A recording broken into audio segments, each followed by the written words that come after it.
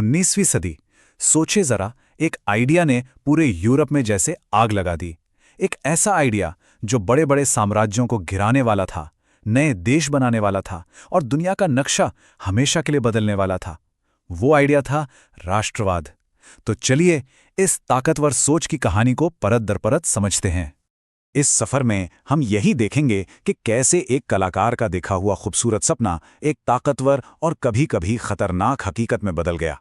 ये वो एक आइडिया था जिसने सिर्फ जमीन के नक्शे नहीं बदले, बल्कि लोगों के दिलों और दिमाग को भी बदल कर रख दिया। तो हमारी ये कहानी 6 हिस्सों में आगे बढ़ेगी। हम शुरुआत करेंगे एक कलाकार के सपने से, फिर देखेंगे कि उस वक्त साम्राज्यों की पुरानी दुनिया की असलियत क्या थी। हम देखेंगे कि क्रांति की चिंगारी कैसे फैली, जर्मनी और इटली जैसे देश कैसे बने, और आखिर में हम राष्ट्रवाद की पेचीदा और हमेशा जिंदा रहने वाली विरासत पर बात करेंगे। तो कहानी की शुरुआत होती है एक फ्रांसीसी कलाकार की एक बहुत ही हिम्मत भरी और ताकतवर सोच से, जिसने एक बिल्कुल ही नए आइडिया के लिए कह सकते हैं स्टेज तैयार कर दिया। उन्होंने 4 प्रिंट्स की एक सीरीज बनाई और उसमें एक ऐसे भविष्य की तस्वीर खींची जिसकी उस जमाने में कोई कल्पना भी नहीं कर सकता था।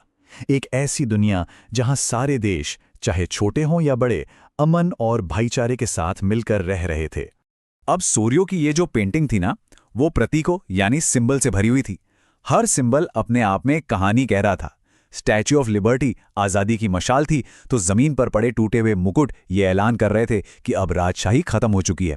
हर देश का अपना अलग झंडा और पहनावा उनकी नई पहचान का जश्न मना रहा था, और ऊपर आसमान से फरिश्ते इस नए भाईचारे को देखकर अपनी सहमति दे रहे थे। तो सोरियो का ये जो विजन था उसे हम यूटोपियन कह सकते हैं, मतलब एक ऐसी दुनिया का सपना जो इतनी अच्छी है कि सच होना नामुमकिन सा लगे। पर सवाल यह है कि उस वक्त की असलियत क्या थी। चलिए देखते हैं। तो चलिए अब उस सपने की दुनिया से निकलकर हकीकत की दुनिया में आते हैं। राष्ट्रवाद के आने से पहले का यूरोप जानते हैं कैसा था? वो विशाल साम्राज्यों की दुनिया थी। वंशावादी साम्राज्य और एक राष्ट्र राज्य, इन दोनों में जमीन आसमान का फर्क था। सोचिए, एक तरफ थे राजाओं के राज में रहने वाले अलग अलग तरह के लोग, और दूसरी तरफ थे एक जैसी पहचान और इतिहास से जुड़े नागरिक जो अपनी सरकार खुद चुनते थे। ये एक बहुत बड़ा, एक क्रांतिकारी बदलाव था। और उस समय की ज्यादातर सरकारें थी निरंकुश यानी एब्सोल्यूटिस्ट, मतलब एक ऐसा राज जहां राजा की ताकत पर कोई रोक टोक नहीं थी, और आम लोगों के लिए ये शासन अक्सर बहुत जुल्मी होता था। और बस इसी दुनिया के खिलाफ राष्ट्रवाद की लहर उठी। तो सवाल ये है कि ये बदलाव शुरू कैसे हुआ? इसकी चिंगारी भड़की फ्रांस में। फ्रांसीसी क्रांति ने आज़ादी और राष्ट्र जैसे विचारों को लिया जो अब तक सिर्फ किताबों में थे, और उन्हें एक जबरदस्त राजनीतिक हकीकत में बदल दिया। इसने दुनिया को, आप कह सकते हैं, एक तरह का ब्लूप्रिंट दे दिया कि कैसे लोग एक राजा की प्रजा होने से ऊपर उठकर एक राष्ट्र के नागरिक बन सकते हैं। और ये आइडिया, ये तो बस शुरुआत थी, इसे तो पूरे यूरोप में फैलना था।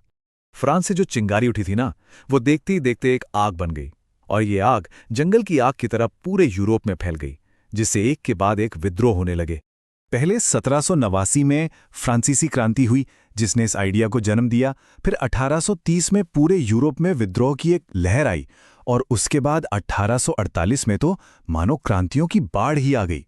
हर लहर के साथ लिबरलिज्म और नेशनलिज्म की ताकतें पुरानी दुनिया की नींव हिला रही थीं। तो ये जो पूरे यूरोप में क्रांतियों का माहौल था, जो आइडियाज फैल रहे थे, उनको असलियत में कैसे बदला गया? आखिरकार जर्मनी और इटली जैसे आज के देश कैसे बने? चलिए अब इस पर नजर डालते हैं। जर्मनी और इटली जैसे देशों को बनाने का प्रोसेस देखें तो मोटे तौर पे 3 स्टेप्स थे। पहला, एक साझा विचार जो कल्चर से शुरू होता है। फिर दूसरा स्टेप, एक राजनीतिक संघर्ष जहां लीडर्स पुरानी व्यवस्था को चैलेंज करते हैं। और आखिर में तीसरा स्टेप, एक्शन, यानी राजनीति और सेना का इस्तेमाल करके एक देश बनाया जाता था। और यहीं पर आकर सपना हकीकत से मिलता है। याद है वो सोरियो की पेंटिंग जिसमें जर्मन लोग एक झंडा लिए हुए थे?